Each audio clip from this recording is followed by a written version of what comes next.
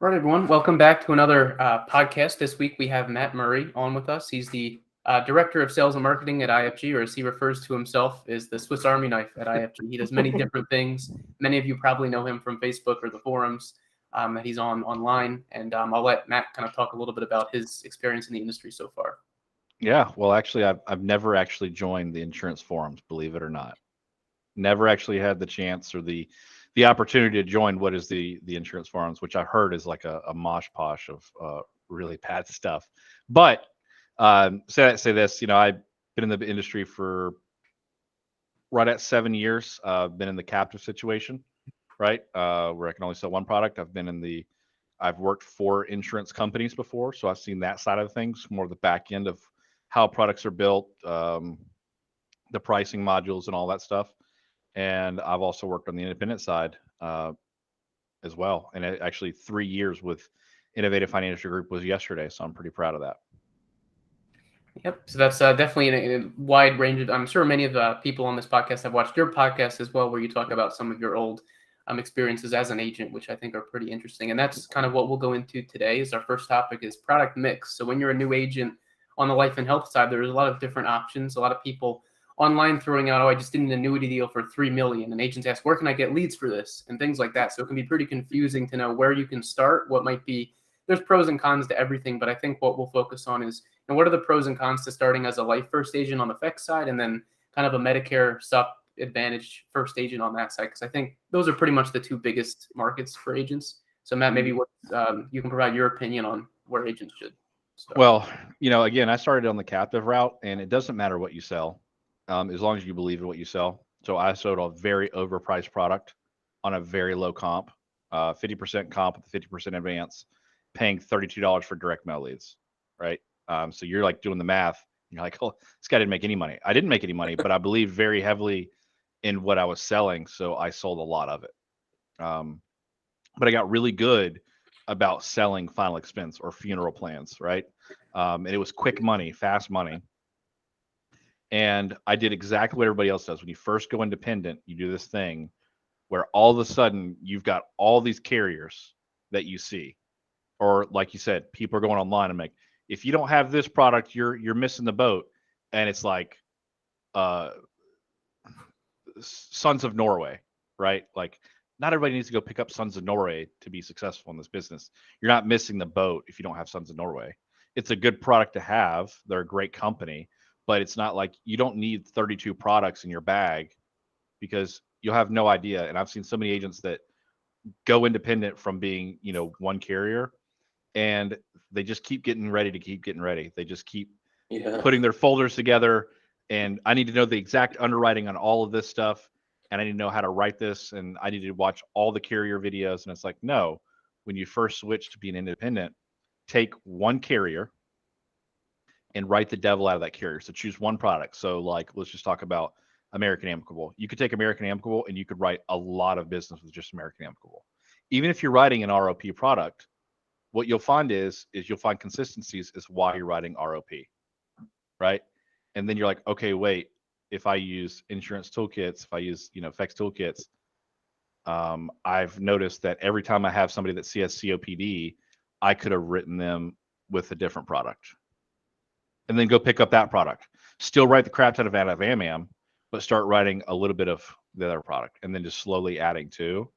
And before you know it, you'll have 5 or 6 in your bag that are your majority of carriers, because you don't want to be the guy that has 32 carriers. You never go on a carrier trip because you write $8,000 a piece with each one of them and you don't actually make any money. So does that help? Yeah, I think that's an interesting take, because a lot of agents try to get done too much at once, and that can lead to doing nothing. You can have 50 carriers, but if you're not writing any business, that really doesn't make a difference. And I think another mistake a lot of agents make is they're trying to diversify too much at the beginning. I mean, you might be sitting with a client and you might be representing life products. They might have Medicare, but are you really equipped as a brand new agent to do both? And I would say in most cases, probably not. You can probably speak to what you see from a lot of new agents at IFG, but in my opinion, at least, when you're trying to learn how to sell, the last thing you need to learn is how to sell multiple products at the same time. Well, not even that, but the carriers have to pay money when they onboard an agent. They have to do a background check on every single agent that comes on board, and those background checks are not cheap. You're talking for the insurance company I work for, I think it was the better part of 125 to 150 bucks every time they onboarded a new agent. Well, if you go write one piece of business with that company, they're not making most companies aren't profitable on their products, final expense wise, until the fifth or the seventh year of the product, depending on how it's structured. So they're excited that you're coming on board with them, but if you're using them for one time, it's like nothing makes them more mad. But if you start writing a lot of business with one carrier, you're gonna find that you can get a lot more stuff pushed through that you couldn't get pushed through. When you pick up the phone, you say, "Hey, it's Matthew." They don't ask for your agent number, your agent code, because they know who Matthew Murray is, right? They know who Joe Wall is, or called. How do I say your last name? Sturgill or Sturhill? How do I say it? Don't mess with me. Circle. Now we know. But yeah, and then again, you got people telling you that you got to do final expense and Medicare at the same time. I'm a big believer in mastering final expense first, building up your book of business, building your cash flow, right? And the cash flow is not. I don't want to put a number on it that you have to be making $10,000, $15,000 a month. I'm talking about once you've got $25,000 set aside, where you're still ordering leads every single week, you're still writing $3,000 to $4,000, $5,000 a week in final expense, profit, and you've got money set aside, and you've got a couple 50, 100 clients. That's when you start learning Medicare, because now you can go back to those people that you've helped and say, "Miss Jones, I need your help. I just learned how to do this new Medicare thing. I would like to practice with you. Can you be so kind to let me make sure I know how to do this correctly?" Absolutely, Joe. Well, I would love you to come over here and teach me what you know how to do. So now you've got a couple Medicare clients, and you've learned Medicare on people that trust you already, versus going out and trying to sell final expense, learning how to cross sell Medicare day one. People fall flat on their face all the time. They go broke trying to get rich, like so much in this business. And if agents would just focus on one thing at first, and over time, 6 months, a year, get into Medicare, they'd be significantly better. Yeah, I think there's no harm too in having. That's why you have your IMO, your marketer, because if you have, I remember at the beginning I ran into annuity cases. I was never interested in doing that. I would just refer it to someone else. I would get a little bit back because the client would say, "Hey, I have all this money. What do I do with it?" I wasn't qualified to answer that question, even if I had the license.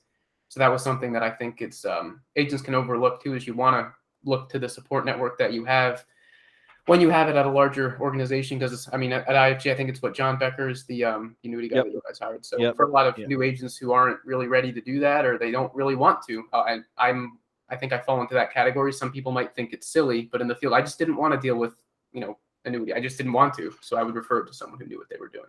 I didn't want to screw up somebody's millions of dollars. Yeah. Right. I didn't know much about E&O insurance, but when I read it and they said you're still going to be responsible for a lot of money, I didn't want to screw up somebody's insurance. Right. I knew I'd get in trouble. So I for a long time referred all that stuff out. And now I would say, how much are you making on this deal? How much are you going to give me? And then teach me what you're doing so I can learn it. Right. But those first couple deals, especially on the annuity side, I'm farming those out to somebody else that's way smarter than me. I want to make sure I'm doing the right thing for the client. That's definitely true. I even did that for cases that were a bit too complex for me on like the like larger life cases. I just wouldn't want to do myself because it's not. I like doing the simplified issue, Medicare, and that was really what was easiest for me to do. And on that note, if someone is ready to build an agency, which I think most agents at some point have some sort of aspiration to have agents under them, what are, in your view, the pros and cons of recruiting on a life first side and a health first side? Well, recruiting on the health first side is there's a lot less risk of chargebacks and or roll-up debt. The one thing that recruiters or people that are telling you to recruit do not talk about is roll-up debt on the life side. It's gonna happen. I'll do a quick math equation for you. Okay. I recruit Joe Wall. Joe Wall, I'm so excited you're gonna be on board. You're gonna make tons of money. We'll just use 10% override on this point. I'm making 10% of whatever Joe writes. Okay. I teach Joe Wall. Joe Wall is and I've got 10 Joe Walls at this point. Okay. Each one of those agents goes out and writes just $10,000 a month. Right. Very average, but I'm doing $100,000 in production. Now I've got one bad Joe Wall. Okay. So every month I'm making $10,000 for 3 months in a row, right? As my override, technically, a little bit less with 75% advance. But one Joe Wall is a bad Joe Wall, and he's doing things illegally. He's going to, I don't even know how you can get this bad, but people are doing really bad stuff. And all of that business that you wrote falls off. You don't pay it back. The carrier is going to come and talk to the upline who is directly responsible for that. And not only you're going to get the charge back from the $10,000 times three. So what is that? $3,000, right? I'm going to get $3,000 charge back, but I'm going to get also $30,000 in roll-up debt. So I'm going to eat $33,000 from one bad agent. One bad agent. Now, if you go back, I made $10,000 a month for 3 months in a row. One bad agent, I lose all of that. How do you prevent that, Joe Wall? I mean, you can do a certain amount of monitoring. You can do a little bit to kind of, maybe a weekly call where you ask your agents how they're doing. I think there's some part of it that's unavoidable. Maybe someone you've had a relationship. That's happened to me is you can have a friend and they have a bunch of debt and it makes more sense for them to leave than to pay it. There's a lot of red flags, right? If I ask Joe, hey, Joe, how are you getting all this business? You're doing fantastic. And Joe's like, oh, man, I got all these people that I know, and I'm going to the church, and I know everybody in the church, and they're good people, and everybody sign up with insurance to me. It's a red flag for me because I want people ordering leads because I know if you're ordering leads, you're running those leads, you're going to make money. I only like 1 or 2% of people in the insurance business on the final expense side make it on referrals only. And so when you see that moderation, and you can quickly start to turn stuff off, because as a manager, we all do this. You get these checks in from the overrides, right? Again, I'm going to go back to the 10 Joe Walls doing $10,000 a month. I'm all of a sudden making, $300, $400 a day from overrides. Well, that means that $4,000 was issue paid that day, right? So I'm going to go look, and I'm going to see who's writing business. But also on that check that you got, it's going to be minus some chargebacks from overrides. So if all of a sudden I see your Joe Wall, this guy, and a bunch of stuff's falling off, I'm calling Joe immediately and go, dude, what the heck's going on? If he doesn't give me a good answer, you can call the carrier as an upline and say, turn off his advances and stop that bleeding before it gets really, really bad. Sorry. Yeah, there are people who do let it maybe not get out of control, but you don't want to always turn off the faucet. For a lot of agents I see, at least, is they have this person who's doing a lot of production and you don't want to turn it off, and then it ends up rolling up, and that eats you alive. For all the insurance sales trainers like Pete have the stories of whether it's 100 or 30 that can wipe out years of work potentially, because you're eating 100. You're not eating an override on that debt. You're eating the override and what they wrote, which can be very difficult, which, as you mentioned, doesn't happen on the health side. But the downside is the health side takes more time to build up that money. So you can't necessarily just throw someone in September writing Medicare Advantage plans and expect them to somehow stick in the business until January, February, when that money starts rolling in. So there's definitely value, I think, in doing both, really, if you can manage the expectation of the debt. 100%. And again, it's just managing your money. As a leader, right? You can't teach people to manage money if you're not good at managing your own money. If Joe Wall is coming on board with me on the Medicare side, I'm going to be talking to him, and he needs support with leads, especially if we're health first, because you don't make a whole lot of money up front with health, right? So I'm going to be supporting Joe with leads because I'm getting an override or a marketing bonus or et cetera. I'm going to help him out with leads to keep him going, to get him to that amount that he needs to get paid to survive until those big commissions hit in January and then the renewals start. It's a time bomb where you need to, if Joe comes on board with me on Medicare Advantage only, I need to get Joe to survive for basically 2 years until he really starts to see some of those big dividends paid. And if you're a manager that doesn't know how to manage your own money, you can't teach people how to manage theirs. That's definitely true. You see a lot of that in this industry of agents who don't even have the grasp on their own business, bringing in others, and that can cascade, which I think is unfortunate because there is so much opportunity that is available if someone is able to manage their own business and those around them. But again, you can't teach what you don't know. And that is something that we're trying to emphasize with the toolkit by adding every subscription now gets all the products, so that if you might sell one dental policy a year. For me personally, I would only ever sell dental during AEP because I would work in Southern New Jersey. There would be some sup people I'd run into with the leads I got, but outside of that, I would never run into it. So I probably wouldn't pay for software just to quote those 5, 6. It was either Aetna or Manhattan policies every year. But because that's something that we now offer to everybody, maybe you'll ask the next supplement person you sit down with as a final expense producer. Maybe you come across a sup every now and then. It's a pretty easy sale in most cases because everyone has, a mouth, at least, maybe not teeth, but they have a mouth and they have eyes and they need that care.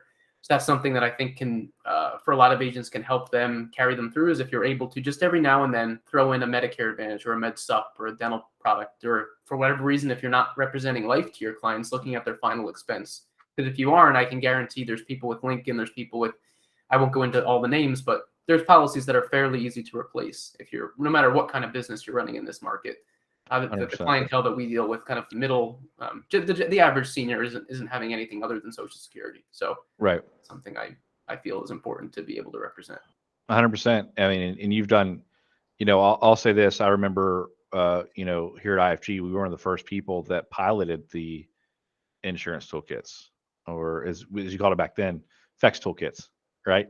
For our call center, and we saw an immediate increase in things that weren't going GI, or we would have wrote an MMROP that we wrote into a Royal Neighbors policy or a Liberty Bankers policy, because we didn't know, hey, about that one medication could have gone this or could have gone that. So we wrote a couple prosperity deals that paid out huge dividends to our agents. So, but what's more impressive about what you've built is every time that we've come up with an idea, or anybody's come up with an idea of, hey, this might be a cool thing, you've explored it out, and if it made sense, then you do it.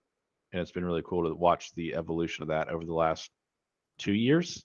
Is 2 years? Yeah, we actually started it in 2019, and then we built it out for 2020, and then 2021 January 1st is when we actually launched it. But you're definitely correct. Something we heard at the very beginning from some people is, well, wouldn't this increase adverse selection because people are going to be pigeonholing? But it actually ends up being the opposite, because a lot of carriers, like I think Trinity is one, they don't want you throwing a certain percentage of your business on the modified band. So the carrier prefers that they get relatively healthy people. So, and if a carrier like Transamerica will take COPD standard, they don't view that as unhealthy as AMAM does where it goes modified. So that's something that we've seen as a positive when we've talked to some of the carriers is, hey, we don't really want this business, as much business on our modified band.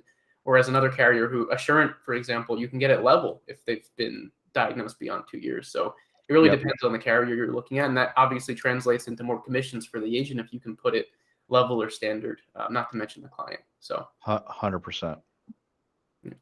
So Matt, we really appreciate you we really appreciate you coming on for the podcast here. And I think if anyone wants to find you online, I think Facebook is probably the best way to do it. You're pretty active on there. Yeah, pretty active on Facebook. I post a lot of free content. I do a YouTube channel with Nick Frumpkin, the insurance panel.